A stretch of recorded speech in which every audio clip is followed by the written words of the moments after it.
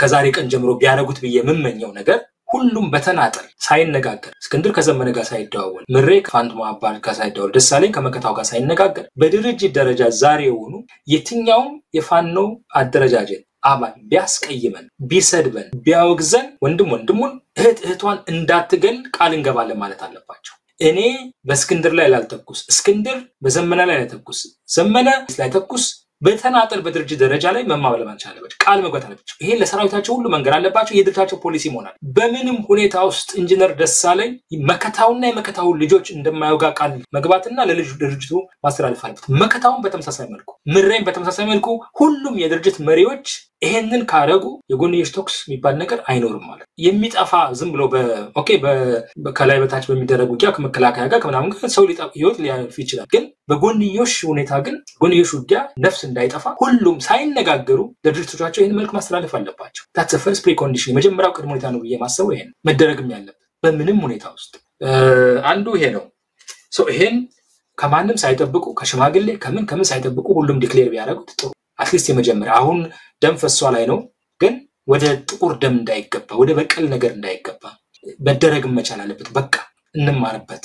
በተሰው ታጋዮች በተሰዋው የአማራ ህዝብ ስም ባለቀው የንጹሃን ደም ስም ባለቀው ህፃናት ከትምህርት ቦታቸው ቀደም እንደማገኝ እንዳልከው በእነሱ ስም እኛ የፈለገ የፖለቲካ ልዩነት ቢኖር የፈለገ ብንሰዳደብ ብንቆሳሰል ከቃላት ባለፈ ሁኔታ መሳሪያ ላለመሳብ ቃታ ላለመሳብ ቃል መግባት አለብን ብለው ዲክሌር ማድረግ አለባቸው። ታስ የመጀመሪያው ቅድመ ሁኔታ እሱ ነው ብዬ ነው ማስበው። ሁለተኛ ሺህ ጊዜ ቢወጋገዙ ሺህ ጊዜ ልዩነት ቢኖራቸው መግለጫ ከማውጣት መቆጠብ መቻል አለባቸው። አንዱ ሌላውን ለማውገዝ እሱንም እንደዚሁ ዲክሌር ማድረግ አለባቸው። ምክንያቱም ብልጽግና ካፒታላይዝ የሚያደርገው የሚጠቀምበት ይሄንን መግለጫ ነው። ልዩነታቸውን የሚያሰፋውን በእንዲህ አይነቱ ነገር በመጠቀም ነው። በአቅሙ አይደለም በስለላ ችሎታው ምናምን አይደለም። እንዲህ አይነት ፕሮፓጋንዳዎች በመንዛት ከነሱ ልዩነቶችን ያመጣና ዛሬ እስክንድር እንዲህ አለ ዛሬ ዘመነ እንዲህ አለ ዛሬ መከታው እንዲህ አለ ዛሬ እየተባለን ስለሚወራ መግለጫ ከማውጣት መቆጠብ አለባቸው። ሶስተኛ ካሉባልታ ወሬ መቆጠብ አለባቸው። እነሱ ብቻ ሳይሆኑ የነሱ ደጋፊዎች በማህበራዊ ሚዲያ በዩቲዩብ ወይም በተለይ ቴሌቪዥን ጣቢያ የሚነሱ ብዙ አሉባልታዎች አሉ። እነዚህ አሉባልታዎች አልተጣሩም። አንዳንዱ አይጣራም። ብቻ ዝም ብሎ ተነስቶ የሆነች ነገር ከተለቀቀለት አንዳንዱ የሚለቀቀው ከብልጽግና ሊሆን ይችላል፣ አንዳንዱ ከፋኖ ሊሆን ይችላል፣ አንዳንዱ ሰው ለዜና ሽፋን ብሎ በራሱ ፈጥሮ ገና ለገና ወይም በህልሙ ያየውን ነገር ዜና አድርጎ ማህበራዊ ሚዲያ ሊለቀው ይችላል። ብዙ ነገሮች ደርሶብናል እንደማገኝ እኔኮ ፋሲል ያለ ሞተ ተብሎ ዩቲዩብ ላይ ተለቆ አይቼ ሰው ደንግጦ የዛሬ ስንት ወር ደንግጦ ስንት ሰው ደውሎልኛል። እኔንም ባለቤቴንም አጨናንቀዋል። እንዲህ አይነት ዜናዎች ብሬኪንግ ተብሎ ይቀርቡልሃል። ምንም ችግር የለውም። ዘመነ ሞተ ተብሎ ብሬኪንግ ኒውስ ሲለቀቅ ነበር። እስክንድር እንዲሆነ ተብሎ ሲለቀቅ ነበር። በጣም ብዙ አሉባልታዎች ይለቀቃሉ በየጊዜው።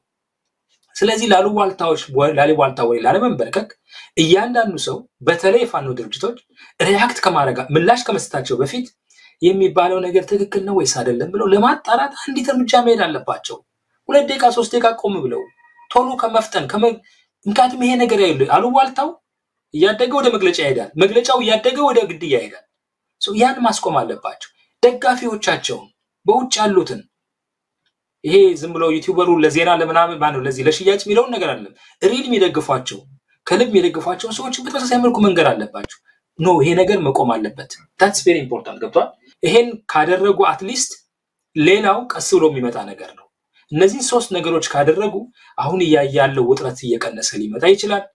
በሂደት ደግሞ ይሄ ለተሻለ ስራ መነሻ ግብአት ሆኖ ሊያገለግል ይችላልና እኔ እንደው የድርጅት መሪዎች ይሄን ፕሮግራም የሚሰሙ ከሆነ ቢያንስ እነዚህ 3 ነገሮች በፍጥነት ተግባራዊ ቢያደርጉት ከዛ በኋላ ደግሞ እንነጋገርበታለን። እንዴት ይሆናል ምን ይሆናል የሚመለከታቸው ሰዎች ፈልጎ በዛ ደረጃ ችግሩን ለመፍታት መሞከር ይገባል እላለሁ ወንድማገኝ።